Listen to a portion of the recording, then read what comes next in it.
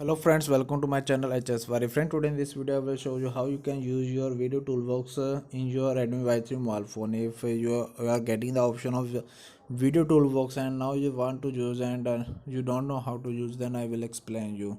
So here first of all I will show you that I am using Redmi Y3 mobile phone. Here you can see.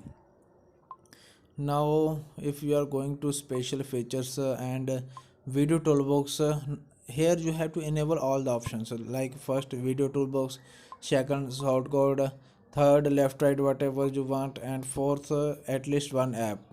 So I have selected YouTube. Now which app you have enabled here, selected here, you can use this video toolbox in that app only. So I am going to my YouTube. Here you can use that option, so you can see a one thick line on left hand side where I'm clicking. On clicking these options you will get video toolbox pop up. So like this you can use this video toolbox.